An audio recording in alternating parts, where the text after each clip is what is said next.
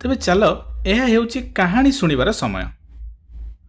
ଦିନେ ବଲି ବାପାଙ୍କ ସହିତ କ୍ଷେତ ଆଡ଼େ ବୁଲିବାକୁ ଯାଇଥିଲା।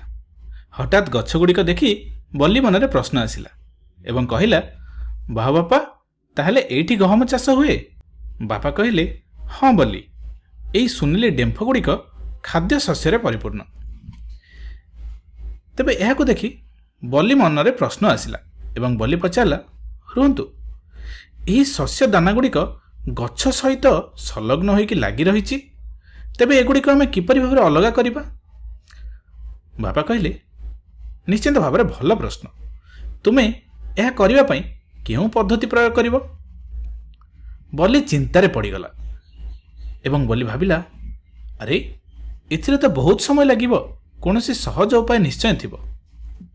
ବାପା କହିଲେ, ନିଶ୍ଚିତ ଭାବରେ ଅଛି, ଚାଲ ମୁଁ ତୁମକୁ ଦେଖେଇବି।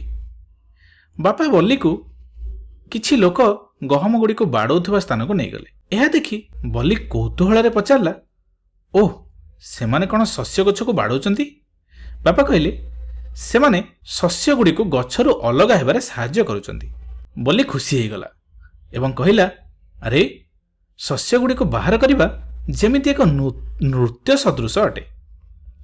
ବାପା କହିଲେ, ହଁ, ନିଶ୍ଚିତ ଭାବରେ ଠିକ୍ କଥା। ଏକ ଲୟ ସହିତ ଏବଂ ପ୍ରଚୁର ପରିଶ୍ରମରେ ଏହା କରାଯାଇଥାଏ ଏବଂ ଏହି ପ୍ରକ୍ରିୟାକୁ ଝଡ଼ାଇବା ବୋଲି କୁହାଯାଇଥାଏ। ତେବେ ଏହି ଝଡ଼ାଇବା ପ୍ରକ୍ରିୟା ପାରମ୍ପରିକ ଉପାୟରେ ହୋଇଥାଏ। ପାରମ୍ପରିକ ଉପାୟରେ ଲୋକମାନେ ଏକ କଠିନ ବସ୍ତୁ ଉପରେ ଏହି ଗହମ ବା ଧାନ ଗଛଗୁଡ଼ିକୁ ବାଡ଼େଇଥାନ୍ତି, ଯାହାଫଳରେ ଏହି ଗଛରୁ ଶସ୍ୟଗୁଡ଼ିକ ଅଲଗା ହୋଇଯାଇଥାଏ।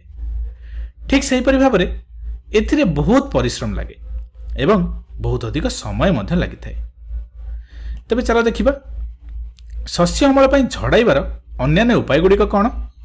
ତେବେ ଆମେ ଦେଖିଲେ ଯେ ପଶୁମାନେ ଏହି ଗଛଗୁଡ଼ିକ ଉପରେ ଚାଲି ଚାଲି ବୁଲିଥାନ୍ତି ଏବଂ ଯାହାଫଳରେ ଗଛରୁ ଶସ୍ୟଗୁଡ଼ିକ ବା ଦାନାଗୁଡ଼ିକ ପୃଥକ ହୋଇଯାଇଥାଏ ବା ଅଲଗା ହୋଇଯାଇଥାଏ। ଏବଂ ମଡ଼େଇବା ଯନ୍ତ୍ର ମଧ୍ୟ ଅଛି, ଯାହାକୁ ଇଂରାଜୀରେ ଥ୍ରେଶର୍ସ ବୋଲି କୁହାଯାଏ। ଥ୍ରେଶର୍ସ ଦ୍ୱାରା ଯେତେବେଳେ ଗଛଗୁଡ଼ିକ ଉପରେ ଗାଡ଼ିଟି ଚାଲିଥାଏ, ଶସ୍ୟରୁ ଦାନାଗୁଡ଼ିକ ଅଲଗା ହୋଇଯାଇଥାଏ। ତେବେ ଏହି ଝଡ଼ାଇବା ପଦ୍ଧତି ବା ଥ୍ରେସିଂ କାହିଁକି ଅତ୍ୟନ୍ତ ଗୁରୁତ୍ୱପୂର୍ଣ୍ଣ? କାରଣ ଏହି ଝଡ଼ାଇବା ପଦ୍ଧତି ଦ୍ୱାରା ଆମେ ଗଛରୁ ଦାନାଗୁଡ଼ିକୁ ପୃଥକ କରନ୍ତି।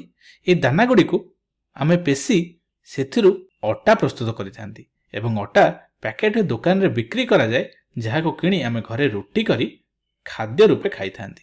ନିଶ୍ଚିତ ଭାବରେ ଝଡ଼ାଇବା ପଦ୍ଧତି ଅତ୍ୟନ୍ତ ଗୁରୁତ୍ୱପୂର୍ଣ୍ଣ ଏବଂ ଏହା ଥିଲା ଝଡ଼ାଇବା ପଦ୍ଧତି।